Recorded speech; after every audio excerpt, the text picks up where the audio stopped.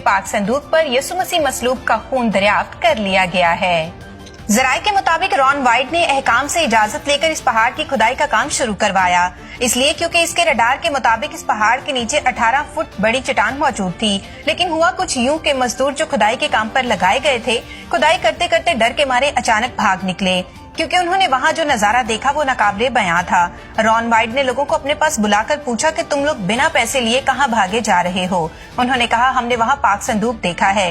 Ron white खुद गार के अंदर गया। जब उन्होंने देखा तो वहाँ पाक संदूक पाया और वो एकदम बेहोश होकर गिर पड़े। उनके बेटे ने बड़ी मुश्किल से उन्हें गार से बाहर निकाला। अगली बार रॉन वाइट दोबारा इस गार में उतरे और उन्होंने दोबारा पाक संदूक को देखा तो बताया कि जब उन्होंने इस संदूक को करीब जाकर देखा तो 4 फरिश्ते इसके चौगेद पहराजन थे।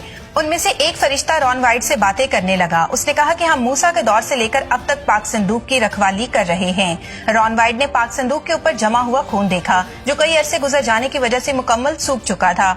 उन्होंने खून का सैंपल लिया और मेडिकल रिसर्च सेंटर पहुंच गए। मेडिकल रिसर्च सेंटर वालों ने बताया कि हम इस खून के बारे में ज्यादा मालूमात नहीं दे सकेंगे, क्योंकि खून के सेल्स अब तक खत्म हो चुके होंगे। मगर रॉन वाइट, जो खुद एक मेल नर्स भी था, इसने इन लोगों से दरखास्त की कि इस खून का डीएनए मालूम करें। रॉन वाइट की बात मानकर रिसर्च सेंटर्स वालों ने 24 घंटे के लिए खून के सैंपल को एक खास किस्म के सोल्यूशन में रखा और 24 घंटे के बाद खून का टेस्ट किया गया। नताइज मालूम होने पर उन्हें एक अनोखी बात पता चली। उन्होंने रॉन वाइट को बुलाया और बताया कि इस खून के सेल्स अभी तक मरे नहीं, बल्कि ये खून अभी भी जिंदा है। जब उन्होंने डीएनए की जांच की तो ये जानकर और भी ज्यादा हैरान हुए, क्योंकि एक आम इंसान के खून में 23 जोड़े क्रोमोसोम्स होते हैं, जिसमें से आधे माँ के और आधे बाप के होते हैं। मगर इस खून में सिर्फ 23 क्रोमोसोम्स ही पाए गए। ये बात जानने के बाद रॉन वाइट को और भी ज्यादा यकीन हो गया कि ये मसीह यीशु का खून है, जो इंसानी इरादा से नहीं बल्कि खुदा की मर्जी से मुकद्दस मरियम के बतन से पैदा हुआ। अब इसके जहन में सवाल पैदा हुआ कि आखिर ये खून इस संदूक पर आया कैसे। इस बात के मुतालिक मजीद शवाहद इकट्ठी करने के लिए रॉन वाइट एक मरतबा फिर उसी गार में गए। इसी जांच के दौरान उन्होंने पाक संदूक के ऊपर गार में एक दरार देखी और इसमें भी वही सूखा खून नजर आया।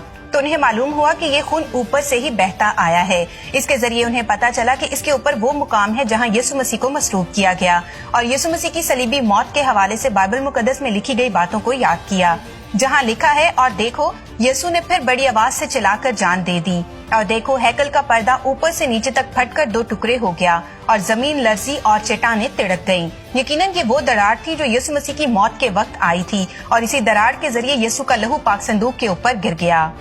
इस किताब को पढ़ने के बाद रॉन वाइट ने ये जाना कि ये खुदा की मर्जी हो सकती है कि यिर्मयाह नबी के जरिए पाक संदूक को इस गार में छुपाया हो, जिस पहाड़ पर मसीह यीशु को मसलूब होना था, और इस लहू का पाक संदूक पर गिरना सब मसीहियों की गुनाहों से निजात का मुंह बोलता सबूत है।